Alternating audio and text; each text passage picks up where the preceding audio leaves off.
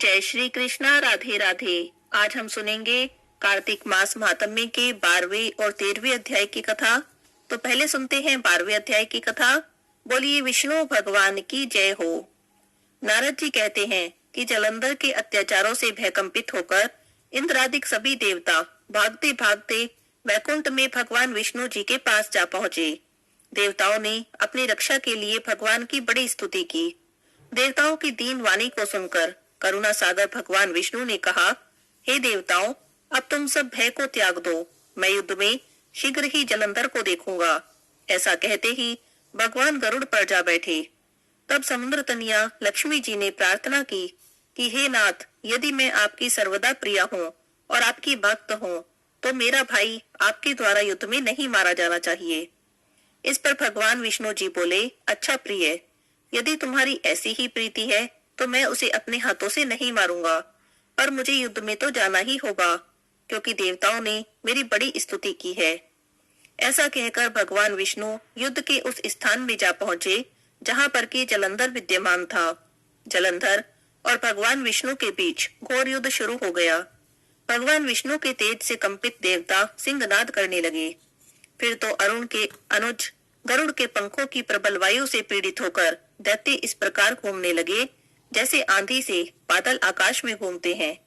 तब अपने वीर दैत्यों को पीड़ित होते देखकर जलंधर ने क्रुद्ध होकर विष्णु जी को उदित वचन कहे और उन पर कठोर आक्रमण कर दिया। यहाँ पर कार्तिक मास महात्म्य के 12वें अध्याय की कथा समाप्त होती है। बोलिए विष्णु भगवान की जय हो।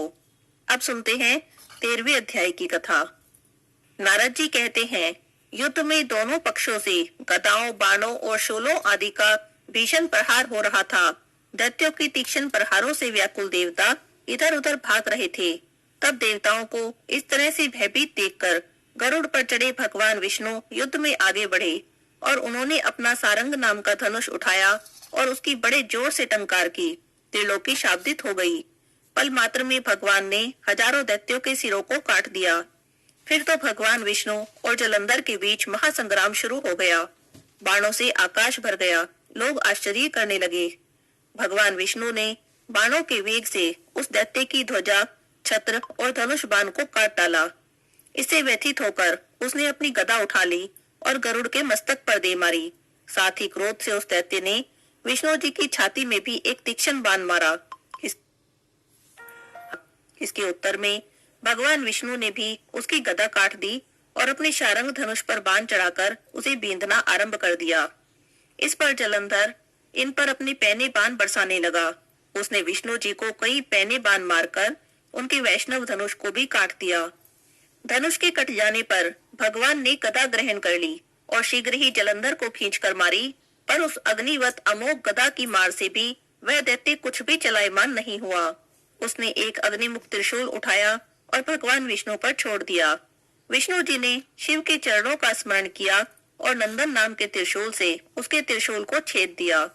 तब जलंधर ने झपटकर विष्णु जी की छाती पर एक जोर का मुष्टिक मारा। उसके उत्तर में भगवान विष्णु ने भी उसकी छाती पर अपनी मुष्टि का प्रहार किया। फिर दोनों घुटने टेक कर बाहुओं और मुष्टिकों से बाहु युद्ध करने लगे। कितनी ही देर तक भगवान विष्णु उसके साथ युद्ध करते रहे। तब सर्वश्रेष्ठ मायावी भगवान विष्णु उस दैत्यराज से मेघवाणी में बोले, हे रण दुर्मुद, हे दैत्य श्रेष्ठ, तू धन्य है जो इस महायुद्ध में इन बड़े बड़े आयुधों से भी तो भयभीत नहीं हुआ। मैं तेरे इस युद्ध से प्रसन्न हूँ, तो मुझसे जो चाहे वर मांग ले। मायावी भगवान विष्णु की ऐसी वाणी सुनकर जलंधर ने कहा, हे भावुक, यदि आप मुझ पर प्रसन्न हैं, तो मुझे वर दीजिए कि आप मेरी बहन और अपने सारे कुटुंबियों सहित मेरे घर में निवास करेंगे। नारद जी कहते हैं, उसके ऐसे वचन सुनकर भगवान विष्णु को बड़ा खेद हुआ, परंतु उसी क्षण उन्होंने तथास्तु कह दिया। अब विष्णु जी सब देवताओं को साथ लेकर जलंधरपुर में जाकर निवास करने लगे। जलंधर अपनी बहन लक्ष्मी और देवताओं के सहित विष्णु जी को वहां पाकर बड़ा प्रसन्न हुआ। फिर तो देवताओं के पास जो भी रत्न आदि थे, उन सबको जलंधर ने ले लिया और पृथ्वी पर ले आया। निशुंभ को पाताल में स्थापित कर दिया।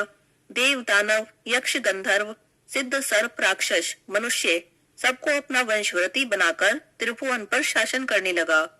उसने धर्मानुसार सुपुत्रों के समान प्रजा का पालन किया। उसके धर्म राज्य में सभी सुखी थे। यहाँ पर कार्तिक मास महात्म्य का 13वां अध्याय समाप्त होता है। बोलिए विष्णु भगवान की जय हो। अब हम सुनते हैं कार्तिक के महीने में सुनी जाने वाली राई दामोदर की कहानी। बोलिए कृष्ण भगवान की जय हो। एक गांव में राई नाम की एक लड़की अपनी माँ के साथ रहती थी। राई देखने में बहुत ही सुंदर थी, सुशील थी, पूजा पाठ बहुत करती थी, बहुत ही संस्कारी लड़की थी। राई भगवान कृष्ण की परम भक्त थी।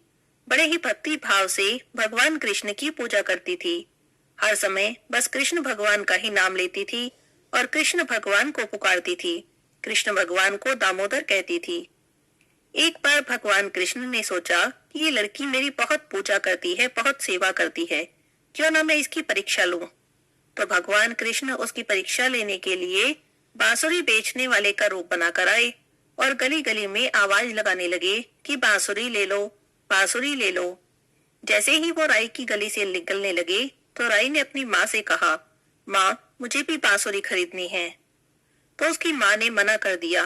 कहने लगी, राई तुम्हें तो हमारी हालत पता ही है, मेरे पास इतने पैसे नहीं है कि तुम्हें बांसुरी लेकर दे सकूं।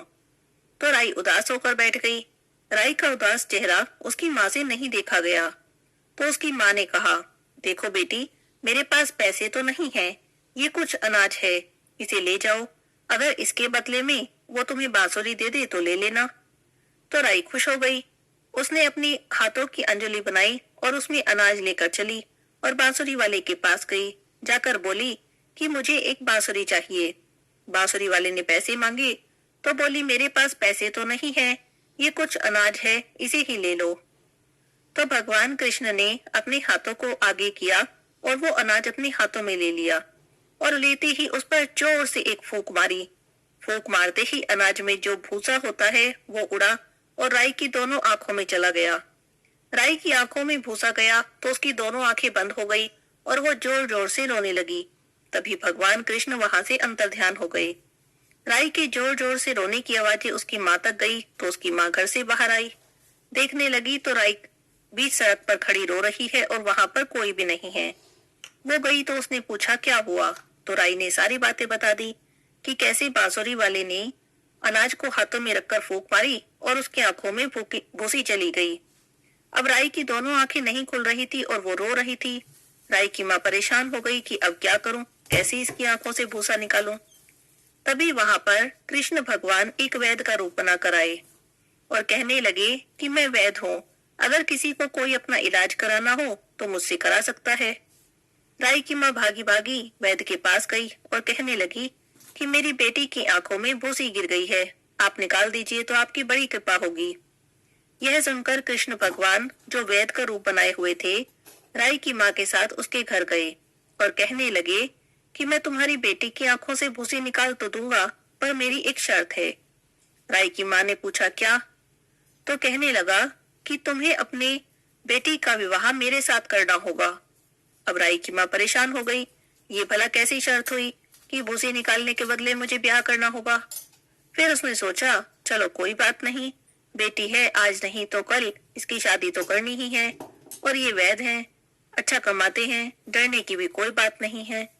तो राई की माँ बोली, ठीक है, मैं अपनी बेटी का ब्याह तुमसे करने को तैयार हूँ, पहले इसकी आंखें सही कर दो, बाद ही मैं इसका विवाह तुम्हारे साथ करूंगी। तो कृष्ण भगवान जो वैद्य का रूप लिए थे, उन्होंने राई की आंखों से भूसा निकाल दिया। भूसा निकालते ही राई की दोनों आंखें खुल गई और वो बिल्कुल ठीक ठाक हो गई। अब राई की माँ ने दोनों की सगाई कर दी। कार्तिक शुक्ल 11 के दिन दोनों का विवाह निश्चित हो गया। अब राई की माँ सोचने लगी कि बेटी का ब्याह है, क्या दूं? सोचने लगी और सामान इकट्ठा करने लगी, क्या सामान लाऊं, कहाँ से लाऊं, कैसे शादी की तैयारी करूं। ऐसा सोचते सोचते सबसे पहले सुनार की दुकान पर गई और कहने लगी कि मेरी बेटी का ब्याह है, उसके लिए सोने के गहने बना दो। तो सुनार बोला, मैं नहीं बना सकता, मेरे पास समय नहीं है, मेरे पास तो कृष्ण भगवान के विवाह के गहने आए हुए हैं, मुझे तो वे बनाने हैं, मेरे पास बिल्कुल समय नहीं। राई की माँ मिठाई बनवाने के लिए जब हलवाई के पास गई तब उसने भी यही कहा कि मेरे पास समय नहीं है, मुझे तो कृष्ण भगवान के विवाह के लिए मिठाइयाँ तैयार करनी है, मैं नहीं बना सकता। बनिए के यहाँ सामान लेने गई तो बनिए ने भी कह दिया कि मेरी दुकान का सारा सामान तो कृष्ण भगवान के विवाह में जाएगा। जहाँ जहाँ भी जाती वहीं सब लोग कह देते कि हमारे पास समय नहीं है, हमें तो कृष्ण भगवान के विवाह की तैयारियां करनी है। बड़ी दुखी हो गई और अपने घर आ गई। सोचने लगी कि अब क्या करूं, शादी की तैयारियां कैसे करूं, कोई भी सामान बनाने को तैयार नहीं है। आखिरकार वह दिन आ गया जिस दिन उसकी बेटी का विवाह था। सारे गांव वाले सोच में पड़ गए कि राई की माँ ने तो विवाह की कोई भी तैयारी नहीं की, शादी करेगी कैसे, आज तो इसकी बेटी की शादी है। इतने में ही ढोल बाजों की आवाज आने लगी। सारे गांव के लोग इकट्ठा हो गए कि राई की बारात आ गई है, लेकिन उसकी माँ ने तो अभी तक कोई भी तैयारी नहीं की थी। सब लोग परेशान होने लगे कि अब क्या होगा। जैसे ही राई का दूल्हा दरवाजे पर आया और राई की माँ वहां पर स्वागत करने आई तो देखा दूल्हे के रूप में स्वयं कृष्ण भगवान खड़े हैं। उन्हें देखकर तो उसकी आंखों में आंसू आ जाते हैं, बड़ी खुश हो जाती है, लेकिन साथ ही साथ बड़ी दुखी भी हो रही थी मन में, क्योंकि उसने तो विवाह की कोई भी तैयारी नहीं की थी। भगवान कृष्ण ने राई के माँ के मन की बात जान ली और अपनी माया फैला दी। उसकी छोटी सी झोपड़ी बड़े महल में बदल गई। विवाह की तैयारियां होने लगी। श्री कृष्ण भगवान की माया से सारी तैयारियां हो रही थी। गहने, कपड़े, मिठाइयां सब तैयार रखे थे। तो माँ ने खूब ठाठ बाट से राई का विवाह भगवान कृष्ण के साथ कर दिया और विदा कर दिया। भगवान कृष्ण राई को लेकर द्वारिका चले गए और वहां ले जाकर राई को उन्होंने एक अलग महल में रख दिया। अब वे हर समय राई के पास ही रहते, किसी भी दूसरी रानी के पास नहीं जाते, ना ही उनसे बात करते। यह सब देखकर तो भगवान कृष्ण की दूसरी रानियां बड़ी ईर्ष्या करने लगी राई से। ऐसा करते करते बड़ा समय बीत गया। आया सावन का महीना तो राही पीहर चली गई। तो भगवान कृष्ण ने सोचा कि सावन का महीना है, तीज का त्योहार है, मुझे राई के लिए तीज का त्योहार भेजना चाहिए। तो भगवान कृष्ण ने जरी के कपड़े, सोने चांदी के गहने एक गठड़ी में रखे, 2 हंसों को बुलाया और गठड़ी देते हुए उन्हें कहा कि ये गठड़ी तुम्हें राई के पास पहुंचानी है। सीधा राई के पास जाना, बीच में कहीं भी मत रुकना। राई अपने पीहर गई हुई है। तो हंस बोले, ठीक है भगवान, हम राई के पास जाएंगे और ये गठड़ी उसे दे देंगे। आज्ञा लेकर हंस तो चल पड़े। जब श्री कृष्ण जी की अन्य रानियों राधा रुक्मण को इस बात का पता चला कि कृष्ण जी राई के लिए सामान भेज रहे हैं, तब उन्हें बड़ा बुरा लगा। उन्होंने हंसों को रास्ते में ही रोक लिया, अपने महल में बुलाया और कहने लगी कि तुम कहाँ जा रहे हो। तब हंसों ने सारी बात बता दी कि मैं राई के घर जा रहे हैं और भगवान कृष्ण ने सामान भेजा है। तब वे बोली कि ये तो बड़ी दूर जा रहे हो, थक जाओगे, थोड़ी देर यहाँ रुको, आराम कर लो, थोड़े मोती चुग लो। अब मोती देखते तो हंसों को लालच आ गया। वे वहीं रुक गए और हंस मोती चुगने लगे। तो रानियों ने सारा सामान तो निकाल लिया और गठड़ी के अंदर फटे पुराने कपड़े रख दिए और कांटे भर दिए और गठड़ी हंसों को दे दी। हंस सारा सामान लेकर राई के पास गए। सामान देखकर राई बड़ी खुश हुई और कहने लगी कि भगवान जी ने तो मेरे लिए उपहार भेजा है। उसने जल्दी जल्दी से गठड़ी जो खोली तो उसकी तो सारी उंगलियों में कांटे चुभ गए। वो बड़ी दुखी हुई और भगवान से नाराज भी हो गई। इधर सावन का महीना खत्म हुआ। भगवान कृष्ण राई को लेने आए, लेकिन राई उनसे बोले ही नहीं। कृष्ण भगवान उसे बुलाते तो राई आती ही नहीं, दूर दूर रहती। तो भगवान कृष्ण ने सोचा कोई बात नहीं, किसी बात पर उठी है, कुछ दिनों में मान जाएगी। लेकिन दिन बीते, महीने भी बीत गए, राई का गुस्सा फिर भी नहीं उतरा। वह भगवान से बोलती ही नहीं थी, लेकिन भगवान को भोग जरूर लगाती थी।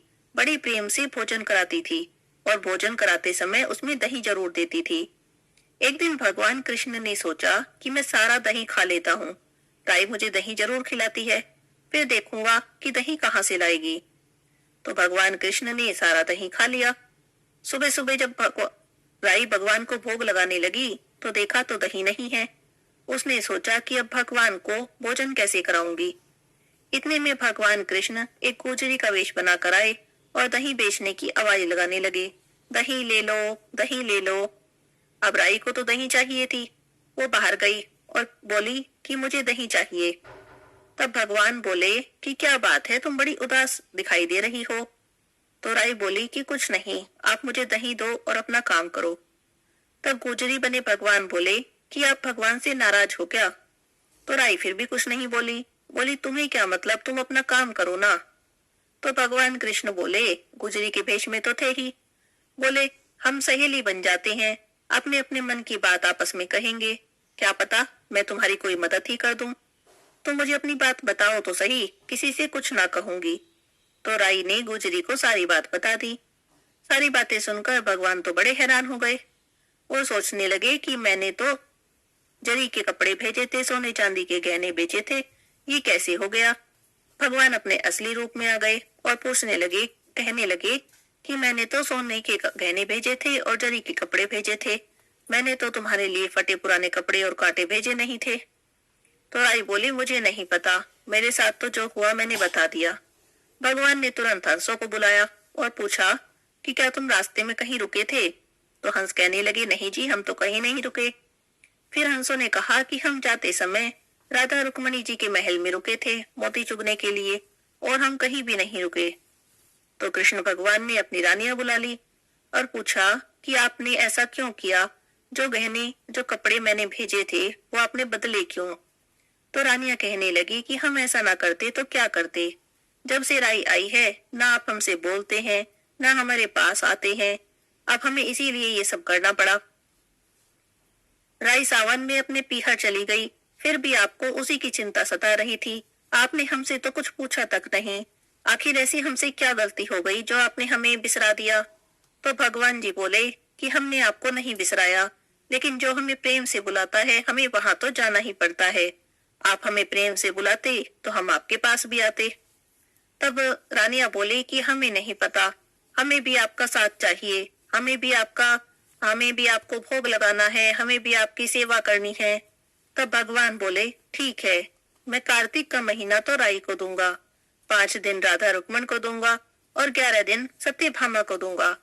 इस तरह भगवान कृष्ण ने अपनी सभी रानियों को मना लिया।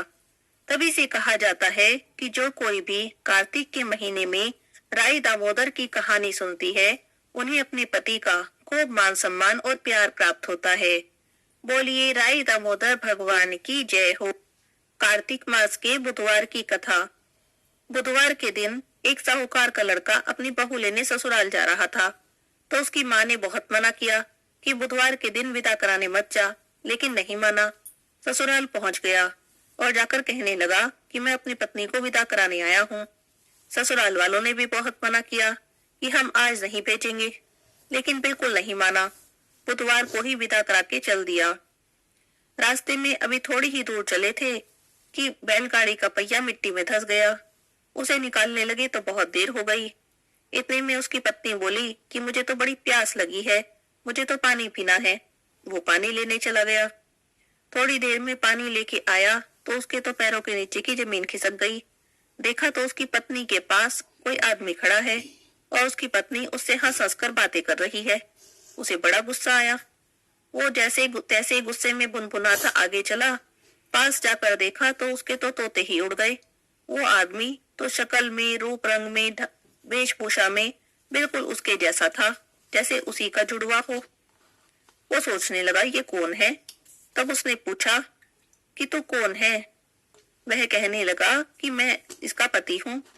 तब वो बोला ये तो मेरी पत्नी है। ऐसा कहकर दोनों आपस में झगड़ने लगे। पत्नी कभी पहले आदमी की तरफ देखे, कभी दूसरे आदमी की तरफ देखे, क्योंकि दोनों बिल्कुल एक जैसे लग रहे हैं, एक जैसे कपड़े पहने, एक जैसी शक्ल, एक जैसी वेशभूषा, कोई भी अंतर नहीं। बड़ी बहस छिड़ गई, पंचायत बुलाई गई। वहां सारी बातें सुनकर पंच बोले, बहू से बोले कि तुम्हारा पति कौन है। तब उस पत्नी ने बड़े कंफ्यूजन में, बड़े दुविधा में पड़ते हुए बुध का हाथ पकड़ लिया और कहने लगी कि यही मेरा पति है। तब उसका जो असली पति था वो जोर जोर से रोने लगा कि नहीं, ये मेरी पत्नी है। ससुराल पास में ही थी, किसी ने जाकर ससुराल वालों को भी खबर कर दी, वे भी आ गए। तब उसकी सास रोने लगी, मैंने तो कहा था बुधवार को विदा करा कर मत ले जाओ, लेकिन ये नहीं माना। अब उसका पति रोने लगा। पंचों ने करवा मंगा लिया और कहने लगे कि जो कोई भी मच्छर बन के करवे के मुंह से निकल जाएगा उसकी पत्नी रहेगी। अब बुध मच्छर बना और करवे में घुस गया। पंचों ने करवा बंद करवा दिया। सारे नगर में ढिंडोरा पिटवा दिया कि बुधवार को बहन के भाई, सासरे जमाई कोई भी मत जावे। जैसे बुधवार ने उसे नाटक दिखाया, किसी को भी न दिखावे। कहते सुनते हुंकारा भरते। तुलसी माता की आरती।